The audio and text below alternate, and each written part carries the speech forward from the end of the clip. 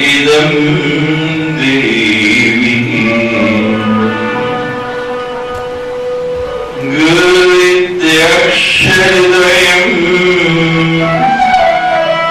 समिति वेदार्थवाक्ये गुरु साक्षात् परं पदम् श्रुति स्मृति अविज्ञायिनी केवलं गुरु सेवका एवं सन्यासिने प्रोक्ता इति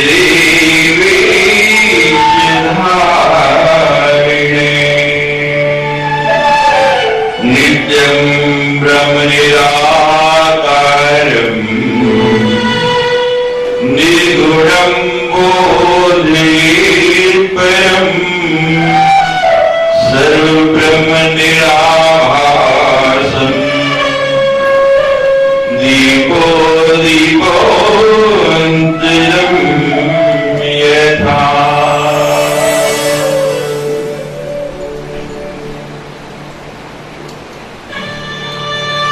आज 6 दिन हो गए सदगुरु की चरणों में अपने भावों को व्यक्त करते हुए। सदगुरु क्या है? सदगुरु कैसा है? सदगुरु कौन है? भगवान शंकर भवानी को बता रही है, मंत्र राजम इदं देवी गुरुत्यक्षरं द्वयम्। देखिए, संसार में बहुत मंत्र हैं, कई प्रकार के मंत्र हैं। कोई सागर मंत्र है, कोई ज्ञान के मंत्र है, कोई कर्मकांड के मंत्र है। अब उन मंत्रों में उनका अधिष्ठाता, उनका अधिपति कौन है? उन मंत्रों में राजा कौन है? ये निर्णय कैसे? कोई कहता है ये मंत्र बहुत बढ़िया है, कोई कहता है ये मंत्र बहुत बढ़िया है। किसी ने किसी मंत्र की साधना से फल पाया है, किसी ने किसी मंत्र की साधना से फल पाया है।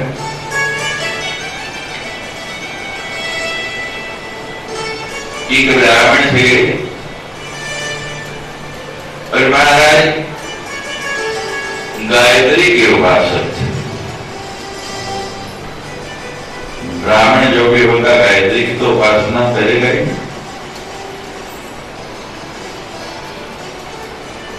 अब कोई संत आए, कहने लगे महाराज ये गायत्री की उपासना नहीं करी है, राधे राधे कृष्ण कृष्ण करो, कृष्ण की उपासना करो,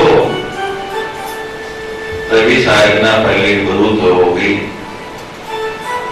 हमारे बड़ी सुंदर लड्डू गोपाल की इतनी सी मूर्ति ले आए, सामने रखी और पूजा करते, बड़ी आनंद के साथ पूजा करते करते 12 साल बीत गए, लेकिन लड्डू गोपाल प्रसन्न नहीं हुए, दर्शन नहीं हुआ।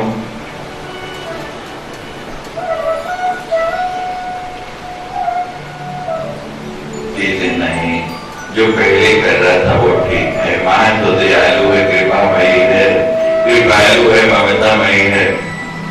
छोड़ दिया महाराज, नारायण मंत्र जपने लग गए और जपते जपते 12 साल फिर गुजर गए।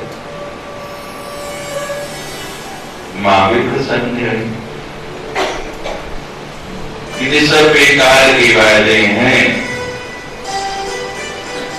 24 साल गुजार दिए साधना के और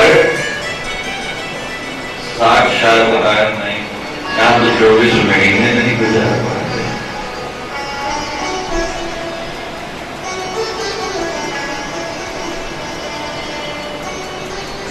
अब महाराज कहते कल से पूजा नहीं करते। आपके पास निकल का देना परसों से नहीं आता, छुट्टी।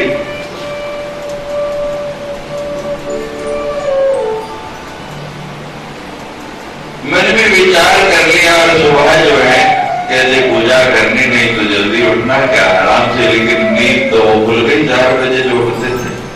अब उसके बाद बल से किया मैंने, कभी इधर नींद आए ना, कहते जब नींद नहीं आ रही तो आदत थी चलो उठो स्नान करो, स्नान तो करो, स्नान कर लिया तो स्नान के बाद आदत बन गई थी 24 साल की कि मंदिर में जाना, मंदिर में जाके बैठे, और मंदिर में जाके बैठे हैं तो क्या है के लिए बैठे हैं, पूजा नहीं करनी तो करना क्या। तो महाराज कहते पूजा करो तो किसको करूं। अब मन में संताप था, रात भर अच्छे से नींद भी नहीं आई, क्योंकि कहा कुछ नहीं होता, थके हुए थे। सवेरे सवेरे जो व्यक्ति थका होता तो क्या करते थे, अंगड़ाई।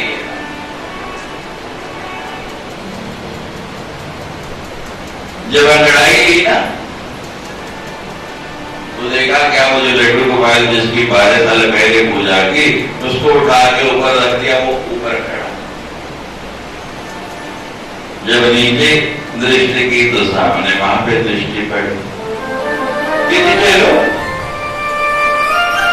अब बैठ ही गए हैं, आज तो आए गए तो आज फिर पूजा कर लेते। आज दीपक जलाया, अगरबत्ती जलाई, और अगरबत्ती जला के बैठ गए, लेकिन पूजा में तो आज मन नहीं है, आज पूजा करने को मन नहीं हो रहा। तो फिर दृष्टि ऊपर गई। आपने कभी धूप अगरबत्ती लगाई हो, वैसे धुएं की लकीर बन जाती। क्या देखा कि वो लकीर सीधी जा रही है, और ऊपर जो लड्डू गोपाल बैठा ना, सीधी उसकी नाक के अंदर जा रही। कहते वो समझ आ गई कल सारे, कल समझ लई तेरोला की, फिर राम रहीम थे मौला की। मां तो दयालु है, मां तो कृपालु है,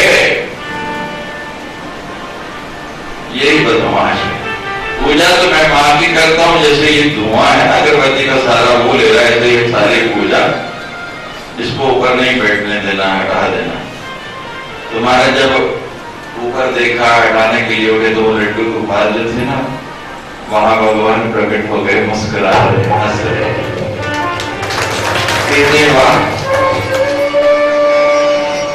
इतने प्यार से पूजा करता रहा, इतने प्यार से आसन दिया, बिठाया तो प्रसन्न नहीं हुआ।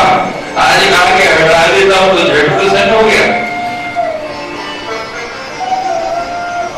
भगवान कहते नहीं, मैं इसलिए प्रसन्न नहीं हुआ, 24 साल जड़ की पूजा करता रहा, कभी तूने चेतन माना ही नहीं मुझे। आज तुझे चेतना आई कि ये धूप, ये अगरबत्ती का धुआं मैं ले रहा हूं, मैं चेतन हूं, तुम्हें प्रकट हो गया। पर मां नीचे देखा तो मां भी हंस रही। जब तक हम जड़ समझ के पूजा करते रहेंगे, उसमें से प्रकट नहीं कर पाएंगे। जब उसमें चेतनता का भान हो गया, पत्थर वही, उसी की मूर्तियां, उसी के विग्रह आपके घरों में हैं, आपके पास है, और वही पत्थर धरने के पास है।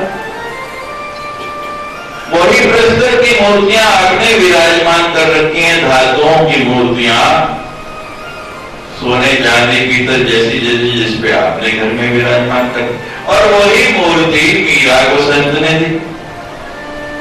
अंतर क्या है? मीरा और धन्य ने उसको चेतन मान लिया, और हम जड़ मान के जड़ की पूजा करते रहे। जब हम चेतन मान ही नहीं रहे हैं तो वो चेतन होगा कैसे?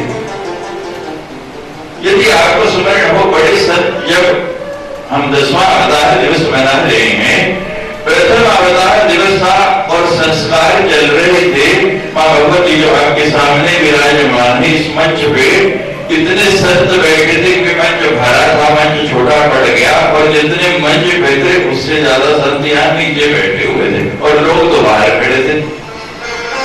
तो संतों ने बड़ी सुंदर बात इस मंच से कही थी कि प्राण प्रतिष्ठा के बाद मूर्ति कहना भी पाप है। मूर्ति तो मतलब जड़, उस समय वो मूर्ति नहीं, प्राण प्रतिष्ठा के बाद वो चेतन हो गई, जो उनका नाम है, या अपने अपने आप लोग परिवार में अपने प्रेमियों के या प्रेमिकाओं के नाम रख लेते हैं, अपने प्यारे बच्चे को अलग अलग नामों से पुकारते हैं, तो जो भी नाम आपको अच्छा लगे उस नाम से जो नाम हो गया फिर वो जड़ नहीं लगे। अगर हम चेतन मान की पूजा करते रहेंगे, सभी लोग दर्शन के लिए आते हैं, प्रतिदिन में कितने आते हैं, रात को कितने लोग आके बैठते हैं, लेकिन उसकी चेतनता, उसकी सजीवता, उसको तो कोई देखता है। हम कल कह रहे थे कि माँ बहुत अधिक मुस्कुरा रही है, 10 साल के अंदर मैंने माँ भगवती को इतना मुस्कुराता हुआ नहीं देखा, और बार बार लोगों से कहते कि आप दोबारा देखते आओ। जब तक तो भाव नहीं आएगा, हम कहा करते हैं अक्सर कि भावना में भाव ना हो, भावना में भाव ना हो तो भावना बेकार है, और भावना में भाव हो तो भव से बेड़ा पार है। जब तक भावना नहीं बनेगी, जब तक प्राण प्रतिष्ठा का मतलब क्या है कि महाप्राणों की नहीं, अपने प्राणों में उसकी प्रतिष्ठा करनी, अपने मन में उसको स्थापित करना है।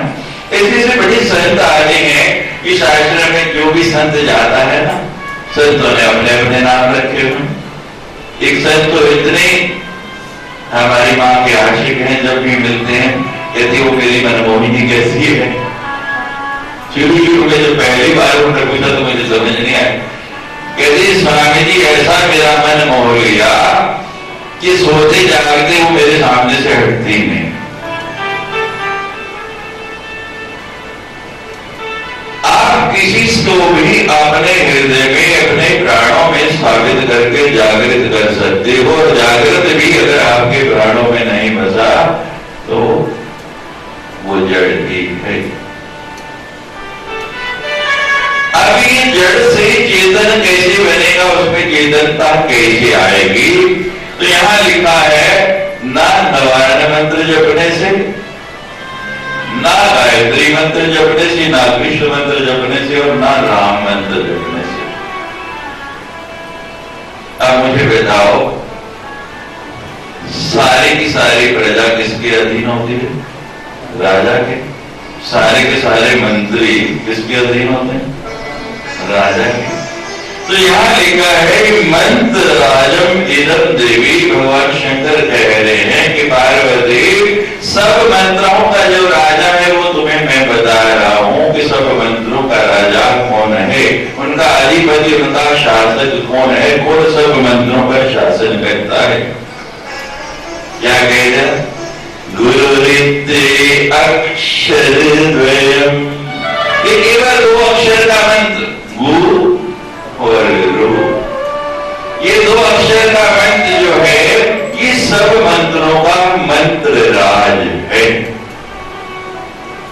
आप कहते फिर बाकी मंत्र से बेकार हो। अगर गुरु मंत्र नहीं आया तो सारे के सारे बेकार है। बंदूक की गोली लगे ना तो व्यक्ति बच नहीं सकता। सीने में बंदूक की गोली लग जाए, बच सकता है बोलिए? और वही गोली मैं पकड़ के आपको मारूं, हो सकता थोड़ी सी चोट लग जाए, थोड़ा सा अनुभव हो, लेकिन आप मरने वाले नहीं। कोई साधन क्या है? उस गोली को रिवॉल्वर में या बंदूक में डाला गया, और फिर जब चलाई गई उसको इतनी फोर्स मिल गई, इतनी ताकत मिल गई कि उसके लगते ही व्यक्ति राम नाम सत्य। तो वही गुरु को इसलिए मंत्र राज कहा कि जब वही मंत्र आप जपते रहते, गुरु भी नया मंत्र तो देता नहीं, सब लिखे हैं, सब छपे, और आजकल तो इतना मीडिया हो गया कि सब कुछ ओपन है, खुला है। लेकिन वही मंत्र जब गुरु के मुख से निकलता है, यानी इस बंदूक की नाली से निकलता है, ऐसे रिवॉल्वर या बंदूक से निकले तो उसका प्रभाव वैसा ही होता है, फिर वो आपका राम नाम सत्य कर देता है। जब तक गुरु मुख से मंत्र नहीं मिलेगा उसका प्रभाव नहीं होगा। ये सीधी सादी स्पष्ट बात है। केवल गुरु गुरु कर आपने सुना एकलव्य का और कबीर का।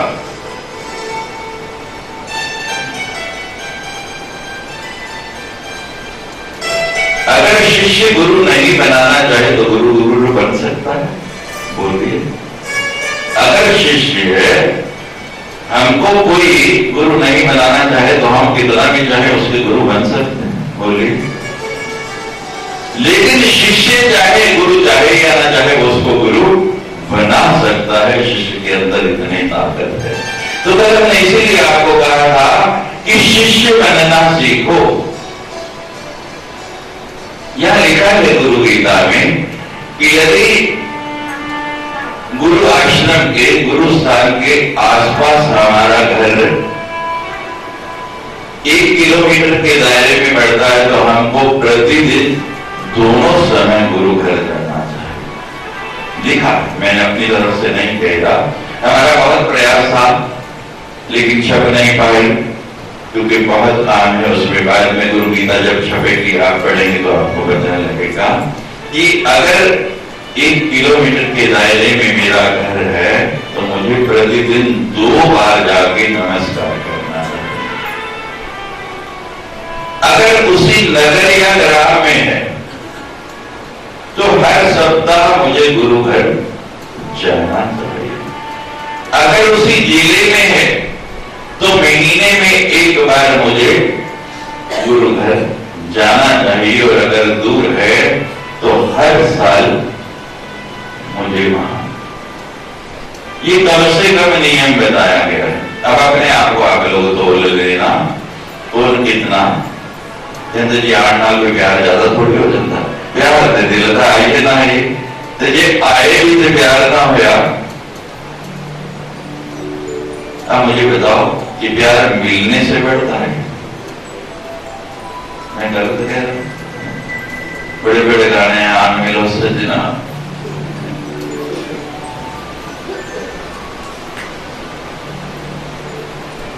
लेकिन यहाँ आने मिलो सजना जब तक नहीं तो फिर सजना कैसी? गुरु तो धारण कर लिया, गुरु तो बना लिया, लेकिन जब आने मिलो नहीं हुआ तो सजना कैसे ही, उसका श्रृंगार कैसे होगा? जैसे जैसे मिलेंगे मंत्र राज क्यों बताया गया कि मंत्र तो है लेकिन वो मंत्र जपना कैसे है, उसकी विधि क्या है, कितनी साधना करनी है, कब करनी है, ये कौन बताएगा? ये गुरु बताएगा। इसीलिए कहा कि सब मंत्रों का राज्य है गुरु कितने अक्षर द्वयम के, ये 2 अक्षर गु और रू, क्योंकि अंधकार है, अज्ञान है। अब वो अज्ञान दूर कैसे होगा? रू से। और रू के पास हमें जाना नहीं चाहेंगे, अज्ञान दूर होगा, सब भ्रांति मिट जाती है। आजकल बड़ी सुंदर मीठी मीठी चर्चाएं हो रही, बैकग्राउंड घूम रही, और रात को फिर आपस में यहां से जाने के बाद लोग चर्चा करते हैं, क्योंकि कभी हमने पूर्ण जीवन के विषय में ज्यादा नहीं बताया, बहुत कम, लेकिन इस बार खुली किताब है, इस बार तो जरा करनिया ने 2 गलना आपस की बात हो रही। तो महाराज जिन संतों की मैंने चर्चा की आपसे इस गुरु गीता के माध्यम से कई बार, उस समय बिजली बहुत कम आती थी, पंखे भी कम होते थे, तो बड़े बड़े हाथ वाले पंखे होते थे। आप तो निजी पंखी चलते हो। हमारे नंदा जी तो कहा करते हैं कि एक माई पखी लहर गई दुकानदार दोनों, कहती कोई शहर जी दे थोड़ी चल जाए, कहती माता जी उम्र भर दी गारंटी है पक्की नहीं टूटनी। कहते वाह कितनी बड़ी बढ़िया पक्की, इतनी गारंटी? कहती हाँ माता जी पूरी गारंटी, पूरी उम्र भर पक्की नहीं टूटेगी, पर पक्की नहीं घुमानी, गर्दन घुमाने।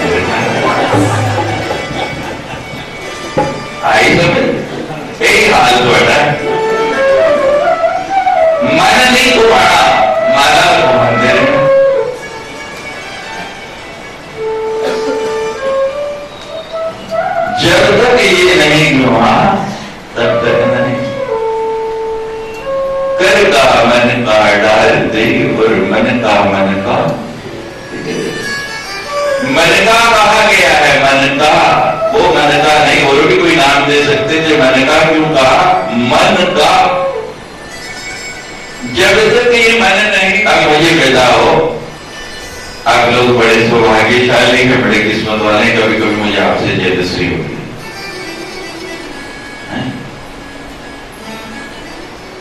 देखो मैं जहां बैठा हूं, मेरी पीठ है माता जी के ऊपर, आपका मेरा भी दिल करता है मैं वहां आके बैठ जाऊं। जब तक हम सदगुरु की ओर पीठ रखेंगे, प्रकाश की ओर पीठ रखेंगे, हमें प्रकाश पूरा दृश्य नहीं होगा, उसकी पूरी अनुभूति नहीं होगी। प्रकाश तो है लेकिन हमारा मुख उधर घूमता नहीं। एक दीपक जला दीजिए और एक ग्लोब उसके सामने घूमता रहे, तो जो सामने आता है वहां प्रकाश और जो पीछे रहता है वहां, ये धरती सूर्य के इर्द गिर्द घूम रही है, प्रकृति हमें सिखा रही है। सूर्य 24 घंटे प्रकाशित रहता है, कभी अस्त नहीं होता।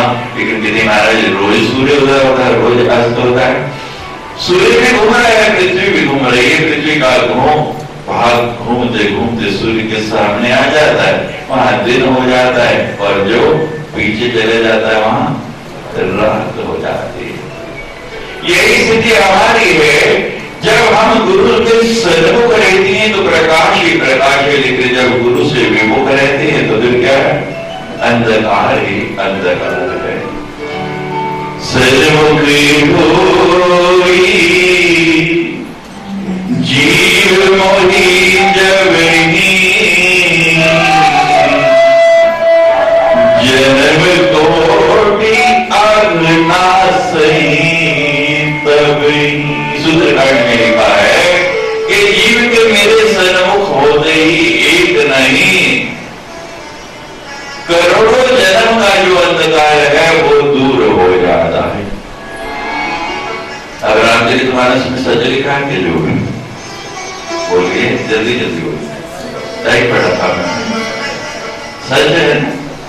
हम पढ़ते हैं, स्पष्ट कह दिया कि सन्मुख हुए जीव मोहि जबहि, कि मेरे सामने आते ही एक दिन नहीं, एक जन्म नहीं, करोड़ों जन्मों का अंधकार जो है वो नष्ट हो जाता है। अंधकार विनिश्चित गुरु रहते,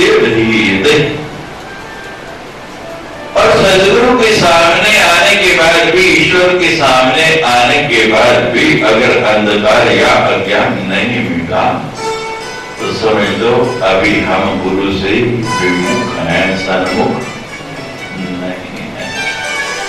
या तो वो बात झूठी है या ये बात झूठी। आप सब ने स्वीकार किया कि रामचरितमानस में जो लिखा है वो सत्य है, जो इसका मतलब वो असत्य है। अब गुरु टीका सुनने का मतलब क्या है? दक्षिणा तो आखिरी दिन मांगी जाती है, लेकिन एडवांस में मैं कह रहा हूं कि गुरु से विमुख होंगे तो कभी भी अज्ञान दूर नहीं कर पाएंगे। आपका अंधकार मिटेगा नहीं। प्रकाश पाना चाहते तो ईश्वर और गुरु के सन्मुख आपको रहना ही पड़ेगा। गुरु रहते अक्षर द्वयम, केवल 2 अक्षर ये जप लो,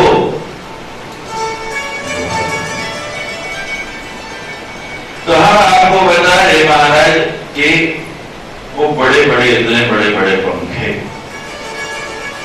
एक हाथ पे उसका इतनी मोटी डंडी होती थी, तर टिकाते थे, और बीच में ऐसे जगह पकड़ी होती थी, उसको झुलाते रहते थे। पता नहीं आप लोगों ने देखा हो या नहीं।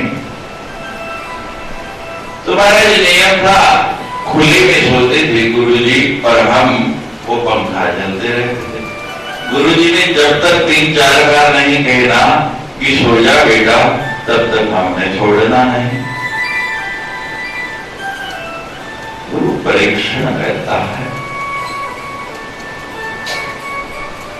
बाजार में सब्जी लेने गए, ठेले वाला आया, 10 रुपए की सब्जी खरीदनी हो तो उसको भी उठा उठा के परीक्षण करते थे नहीं, बोलो तो गुरु ना बैठे वो हाथ नाना बड़े कितनों सच्चे है, हो नहीं वो गलत। हम परीक्षण कर सकते हैं, हमको अधिकार है, गुरु को बिल्कुल अधिकार नहीं। महाराज एक दिन ऐसा आया कि हम पंखा चलते रहते, गुरु जी की आंख लग गई और गुरु जी ने कहा नहीं, हमने पंखा छोड़ा नहीं।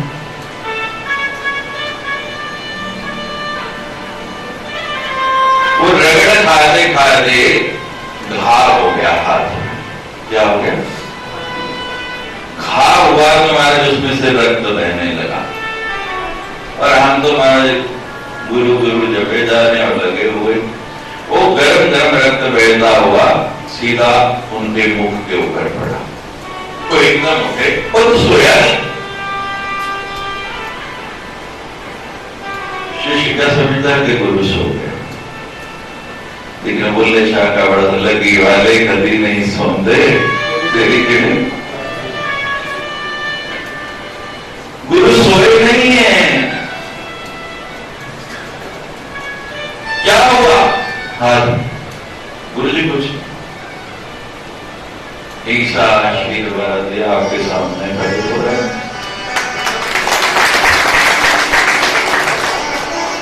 गुरु देने वाला है, देता है, लेने वाला चाहिए। अब मुझे बताइए, आप देसी घी लेने के लिए गए दुकानदार के पास और आपका जो पात्र है उसमें पहले मिट्टी का तेल भरा हुआ था। अब मिट्टी का तेल तो निकाल दिया, लेकिन बदबू जाती है, उसमें से स्मेल जाती है। अब कितना भी शुद्ध गाय का घी वो उसमें डाले तो क्या होगा? खराब होगा कि नहीं? अगर पात्र नहीं और पात्र में दाते तो दाता का भी उपहास और वस्तु भी खराब। तो गुरु क्या करता है? पहले आपको पात्र बनाता है, पहले आपका वो गंदा पात्र साफ करता है। कल भी सुनाया, श्री गुरु चरण सरोज रज निजमन मुकुर सुधार। पहले वो पात्र बनाएगा, खड्डा बनाएगा, आपके अंदर जगह बनाएगा, और वो जगह बनवानी ही सबसे मुश्किल काम है।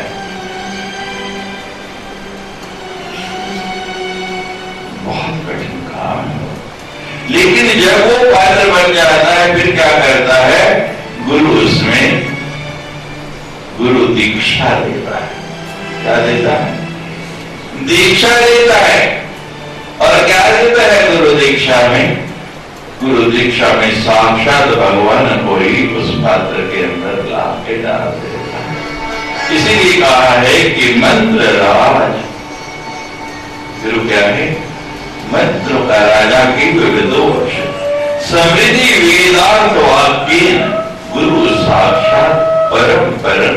सब समृद्धियां, सब श्रुतियां, सब वेदों में ये लिखा है कि साक्षात्कार कोई गिरा सकता है, आपको भगवान से मिला सकता है तो कौन? सदगुरु। गुरु नहीं, सदगुरु।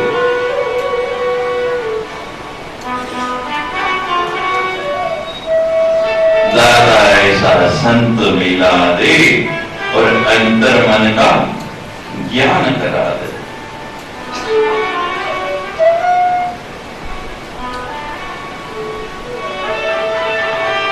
दिन होए या रात हुए,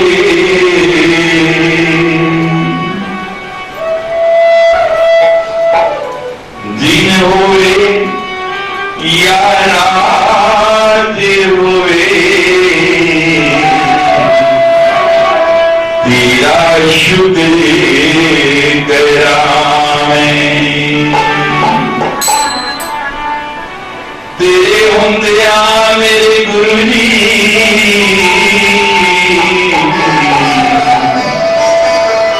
तेरे हुंदिया मेरे गुरु जी, मानो फिक्र करा मैं। बिना मंगिया सर्वदिता हद तो भी ज्यादा बिना मंगया सर्वदिता हद तो भी ज्यादा दुहड़ी वचना गुरु जी निभाया है तुसी वादा तेरी रजा विच राजी तेरी रजा विच राजी गुरु जी हर वेले ही रहना सुख होवे पावे दुख होवे सुख होवे या पावे दुख होवे मोह कुछ नहीं है कहना सुख विच शुकराना ते दुख विच फरियादा सुख विच शुकराना ते दुख विच फरियादा हर हाल विच मेरे दाता बस तेरिया ही यादा इना दिता ही दाता जी हर वेले शुक्र करा हर वेले ते हर कड़ी तोड़ा ही जिक्र करा लफ्जांच गावा महिमा में तेरी दाता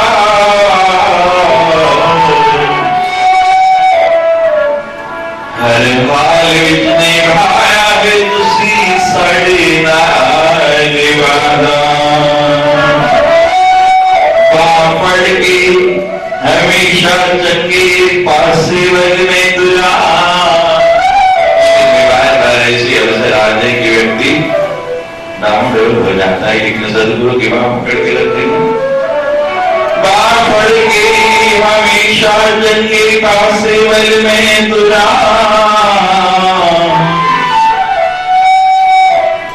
असी अति अधूरे गुरु जी तुम्हें पूर्ण ते पूरा हर आवड़ वाले दी गल कदी तुसी नहीं टाली ताइयों ते हर कोई होया है बड़े दरदार पर शुक्र करा मैं गुरु जी पर शुक्र करा पर शुक्र करा पर शुक्र करा पर शुक्र करा मैं गुरु जी पर शुक्र करा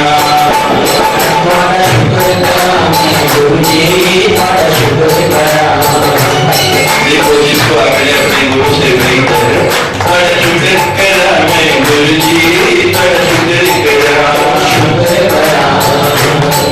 पर शुक्र करा मैं गुरु जी पर शुक्र करा पर शुक्र करा मैं गुरु जी पर शुक्र करा तुसी लगिया तोड़ निभाया तुसी लगिया तोड़ निभाया मैं शुक्र करा पर शुक्र करा मैं गुरु जी पर शुक्र करा पर शुक्र करा मैं गुरु जी पर शुक्र करा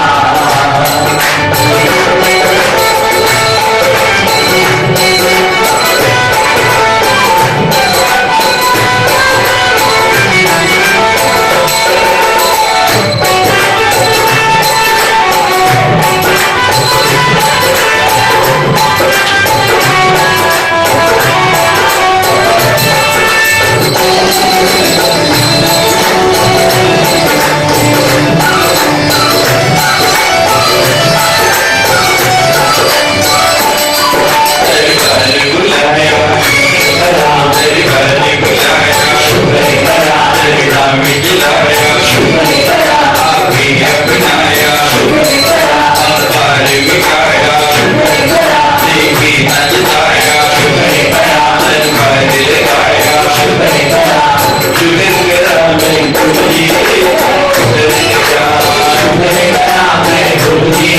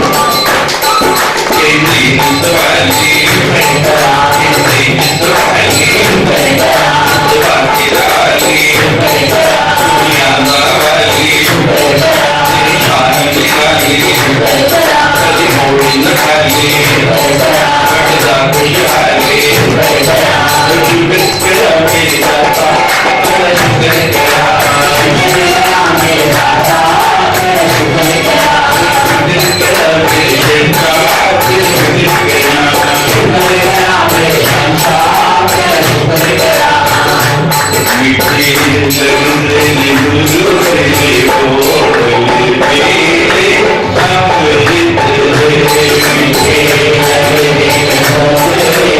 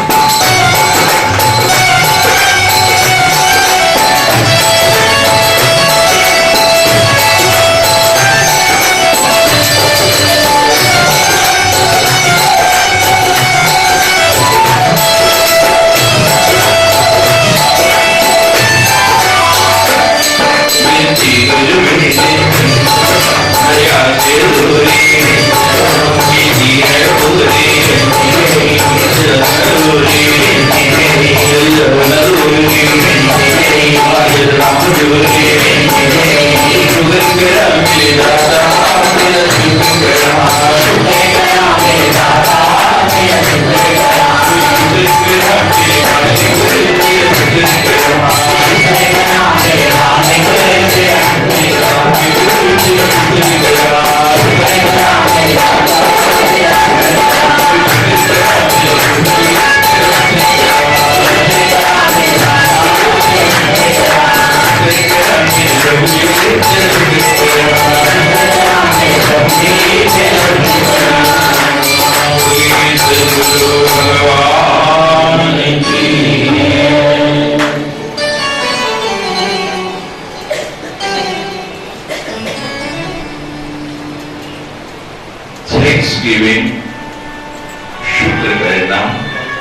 जीवन में सबसे जरूरी और सबसे बड़ी बात है।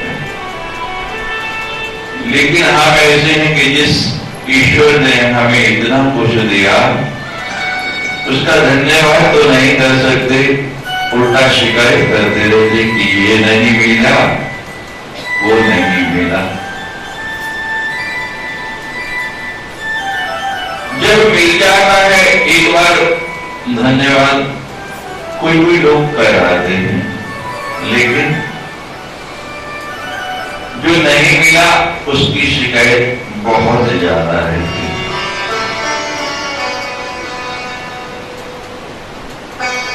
वो तो दाता है, देने वाला है। देने वाले में नहीं, लेने वाले में कमी है।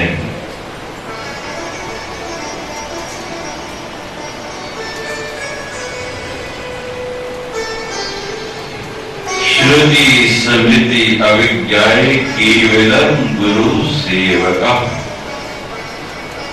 दैवे सन्यासी नहीं प्रोक्ता इतरे वेशधारिणे। अब श्रुतियों की भाषा, स्मृतियों की भाषा, वेदों की भाषा बड़ी कठिन है, हमारी समझ में नहीं आती। हम उसके स्वरूप को कैसे जानेंगे, कैसे समझेंगे, कैसे पाएंगे, वहां तक कैसे पहुंचेंगे? बहुत कठिन। लेकिन सरल साधन बता दिया। पुरुष लोग थोड़े आगे हो जाओ, स्त्रियों को इधर भी बिठा दो, थोड़े आप लोग भी आगे आगे हो जाइए। रिक्वेस्ट है, हम्बल रिक्वेस्ट मान जाए। बड़े प्यार से लोग सुनने आ रहे हैं। कोई सदगुरु भगवान की जय, कोई सदगुरु भगवान की जय। तो जब हम उनकी भाषा समझेंगे नहीं, हमको समझ नहीं आएगा तो करेंगे क्या? तो कौन समझाएगा? बता दिया, केवल गुरु सेवका। ये सदगुरु लोग जो है ना, ये आपके सेवक हैं। किसने इन्हें लगाया नौकरी पे? किसने ये सेवा दी? भगवान ने, ईश्वर ने इनको आपका सेवक बनाया है। कि श्रुति स्मृति पुराण वेदों की भाषा लोगों की समझ में नहीं आएगी, तो आप लोग जाओ और लोगों को बताओ, लोगों को समझाओ। जो लोग मेरे रूप को जानना चाहें, समझना चाहें, उनको इतना सरल करके बता दो कि वो पूर्ण जान लें। कौन है वो लोग? तो बता दिया, दैवे सन्यासी नहीं प्रोक्ता कि वो लोग ये गेरुए वस्त्र धारण किए हुए सन्यासी, वेश धारण किए हुए, इधरे वेश धारण है, जगह जगह घूम रहे हैं और उसका रूप समझा रहे हैं। कोई जानने वाला चाहिए। हरि नाम के हीरे मोती और ये बिखराए गली गली, लूट ले आकर जो भी जाए शोर मचाए। ये तो कहते कोई लेने वाला आना चाहिए, कोई ग्राहक आना चाहिए। बताओ, कोई दुकानदार ऐसा है कि किसी भी वस्तु की दुकान खोल के बैठा और ये चाहे कि मेरे पास ग्राहक ना आए? आपने से बहुत लोग बिजनेसमैन बैठे हैं, तो जी शाम जी सवेरे हट्टी खोल लेता, तो बत्ती की शंकर जी मथा टेके आते बह गए, कितना इंतजार होता है? लाख का। तो आड़े वाला ही साढ़ा भी हाल है। हम भी सवेरे अपनी दुकान खोल के बैठ जाते हैं कि कोई ग्राहक आए। हम भी अपना माल बेचना चाहते हैं। और महाराज, आपकी तो कमाई की बात है। कोई धर्म से चोड़े करते नहीं, कोई चोड़े करने वाले भी नहीं, लेकिन अधिकतर हमने सुना कि धर्म के दुगने। कोई कहते नहीं भाई, नेक कमाई करनी, लिमिटेड प्रॉफिट, थोड़ा सा तो हम भी कमाई करते हैं महाराज, कमाई हमारी भी है, हम भी कहते हैं कमाई नहीं हो तो काम कौन करेगा, लेकिन हमारी कमाई कितनी है? बुल्ले शाह एक सौदा कीता ना कुछ लाहा टोटा। हमें वो कमाई नहीं चाहिए। गुरु नानक देव जी तराजू लेके तोलने बैठे, नानक के गए दुकान खोल दी, पिता परेशान थे, राशन डाल दिया। उस दिन तोलने बैठे तो बड़ा ग्राहक आ गया। रोज कोई किलो लेने वाला, कोई 2 किलो लेने वाला था। उस दिन महाराज किलो 2 किलो लेने वाला नहीं, कटाई कितना लेने वाला आ गया? कहते महाराज 15 किलो दे दो। कहते 15 किलो एडा बड़ा खान आ गया, की करना है ना राशन? कहते महाराज आश्रम में गुरु गीता चल रही, तो परसों पर 1 तारीख, तो मैं क्या चलो कुछ मैं भी दे। अब गुरु नानक देव सोचने लगे महाराज इतना बड़ा कहा गया नहीं, और किलो से बड़ा घटता नहीं। उस समय किलो नहीं शेर होते थे, लेकिन शेर आपको समझ नहीं आएगा, नए लोगों को पता नहीं, तो उससे तोलना शुरू किया। बेटा 1 किलो से ज्यादा नहीं। कहते 1 2 3 4 5 6 7 8 9 10 11 12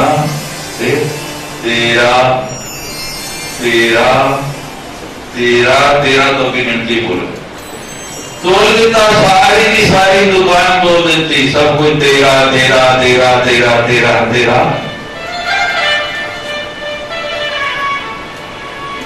ये कमाई करना चाहते हैं कि कोई होलसेल ग्राहक आ जाए, सदगुरु कहता है कोई ऐसा ग्राहक आ जाए,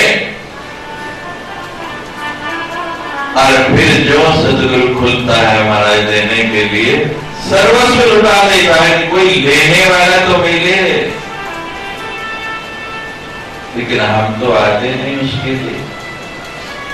सदगुरु ये कमाई करता है कि जिस मार्ग पर मैं चल रहा हूं, जिस रास्ते पर मैं चल रहा हूं, उसका कोई पथिक मिल जाए, उस रास्ते का कोई राही मिल जाए, फिर तो सब कुछ देने के लिए तत्पर है। लेकिन हमारी स्थिति क्या है कि हम ज्यादा लेना नहीं चाहते, थोड़ा थोड़ा। प्रोक्ता इतरी वेश धारण है, तो ये सन्यासी लोग उसको समझाने के लिए, बताने के लिए नगर नगर घूमते हैं, आपकी गांव जाते हैं। नित्यं ब्रह्मं निराकारं निर्गुणं बोधयति परम्, सर्वं ब्रह्म निराभासं दीपो दीपांतरं यथा। नित्य प्रति जो ब्रह्म के ध्यान में रहेगा, वही उसका स्वरूप आपको बता देगा। कितनी खिड़की दरवाजे बंद रखो,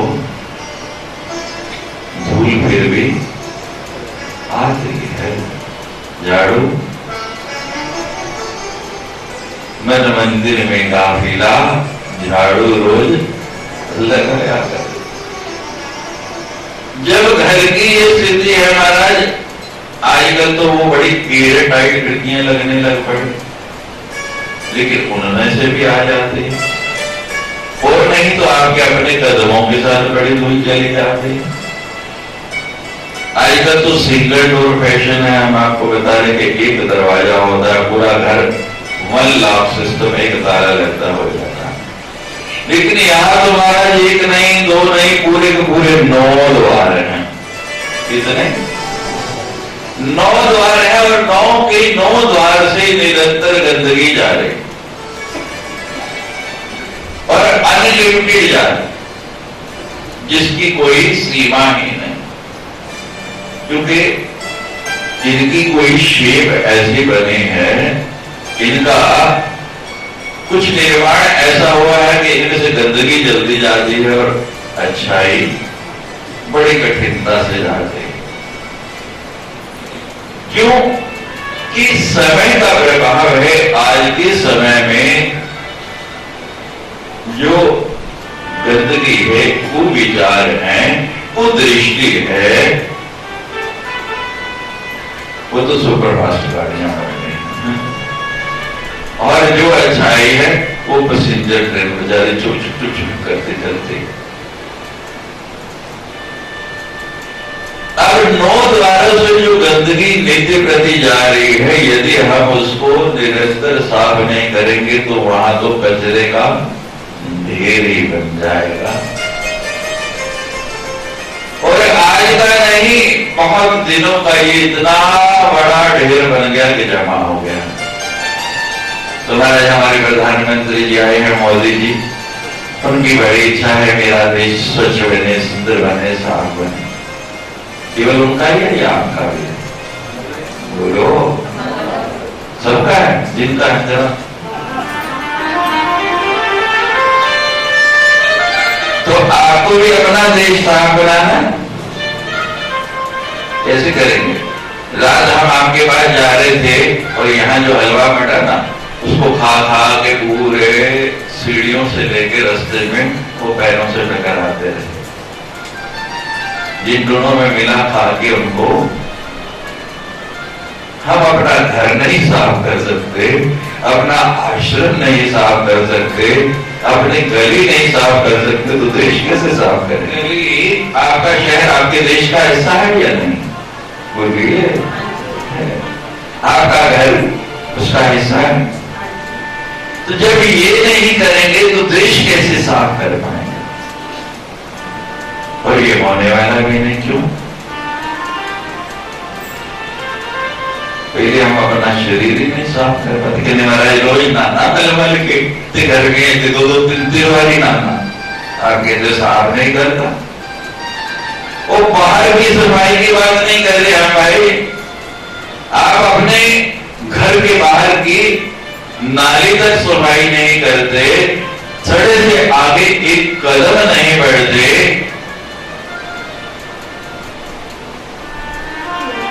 किसकी सफाई करते हैं? अपने। लेकिन कभी इस अपने घर के की यहां क्यों बाहर की सफाई करते हैं? जब घर में बाहर की सफाई नहीं करना चाहते, अंदर की करते हैं, तो कभी ये विचार आपके मन में नहीं उठता कि यहां भी मैं बाहर की सफाई नहीं करूं, कभी अंदर की करूं? कभी दिल में आता है आपके? कभी ये विचार उठता है? और जिस दिन ये विचार उठ जाएगा, समझो उसी दिन घटना घट गई। तुम्हारा ये होगा नहीं, क्योंकि कूड़े करकट का इतना गहरा ढेर लगा है कि आप कहते हैं हमारी हिम्मत नहीं, हमारे की ताकत नहीं, हम इसको साफ नहीं कर सकते, हमारी इतनी क्षमता। तुम्हारा जब ये कचरे का इतना ढेर बन गया, गंदगी का इतना बड़ा ढेर हो गया, तो बदबू आने लगी। और जब बदबू आने लगी ना, तो पड़ोसियों के भी नाक चढ़ने लगे, कंप्लेंट लिखा दी, रिपोर्ट हो गई। ये बड़ा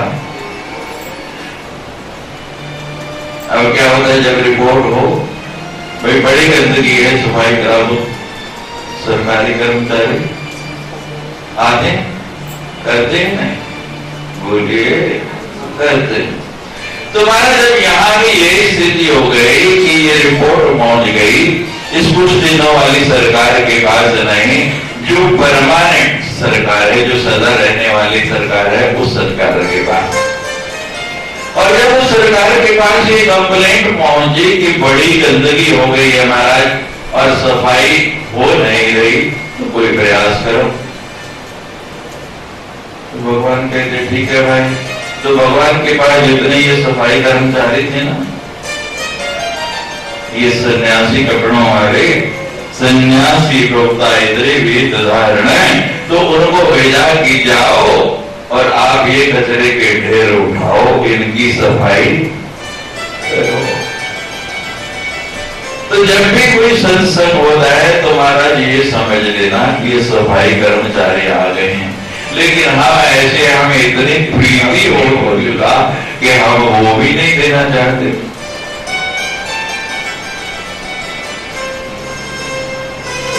जब तक कुछ छोड़ेंगे नहीं। देखिए पेड़ पे जो अच्छे फल होते हैं, जो बढ़िया फल होते हैं, वो पेड़ के साथ लगे रहते हैं।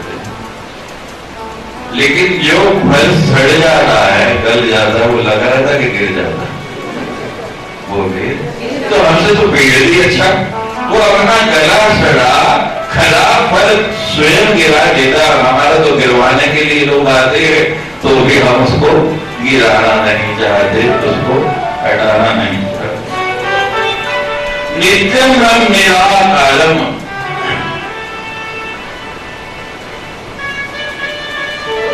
सत्संग विवेकी न होई, राम कृपा बिन सुलभ न सोई। बता दिया कि बिना सत्संग के विवेक हो नहीं सकता है। बिना सफाई किए होगी नहीं। सफाई करने वाले आए हैं, मच्छर बहुत हो जाता है। एक बार हम देखते हैं, पता नहीं शहर में व्यवस्था है या नहीं, लेकिन जहां जहां हम पूर्व में रहे, हमने देखा कि गर्मियों में वो मच्छर मक्खी को कम करने के लिए म्यूनिसिपैलिटी की दवाई छिड़कने वाले आ जाते हैं कि हम दवाई छिड़कने आए भाई, मच्छर बहुत हो गए। लेकिन जो घर का दरवाजा ही नहीं खोले, दवाई छिड़कवाना नहीं चाहे, तो बेटी वाला क्या करेगा? कुछ कर सकता है? उसकी बस की कोई बात है?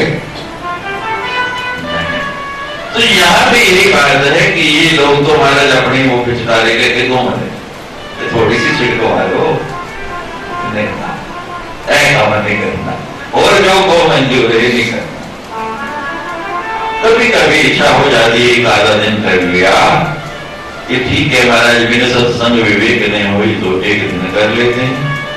लेकिन अगली जो बाई उससे भी महत्वपूर्ण है, वहां भी भगवान शंकर भवानी को कह रहे हैं, जब बहुकाल करी सत्संगा,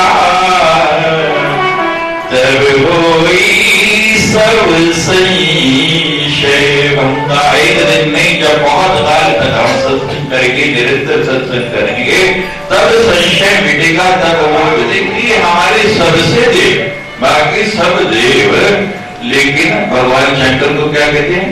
महादेव। हर हर हर महादेव। और साथ में कोई छोटा मोटा नहीं, भगवानी सबसे बड़े गृहस्थ हैं। और नित्य प्रति कथा सुनते, नित्य प्रति सत्संग होता है। रोज भगवान शंकर कोई ना कोई कथा सुना रहे हैं, और पार्वती यदि महाराज ऐसी भी सुना रहे, ऐसी होना तो घट थोड़ी है। लेकिन कौन सी कथा चलती? फलाने सीरियल किया है, फलाने फिल्म की हुआ है, मेरे पड़ोसी की हुआ है, उन्हें केड़े कपड़े पाए सी, कथा ही है ना, ये भी कथा ही है। लेकिन इस कथा से कुछ मिलने वाला नहीं।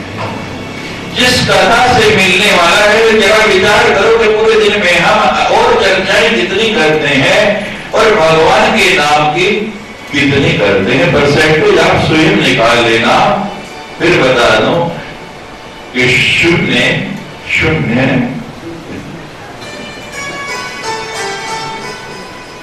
थोड़ा व्यवहार बदलो, कथा करनी है, चर्चा करनी है, करो ना, जो कर रहे वो भी करो, लेकिन थोड़ी थोड़ी जो हम कह रहे ये भी करो। हमारे पास तो मात्र एक दिन बचा है, और हम तो अभी आधे में भी नहीं पहुंचे।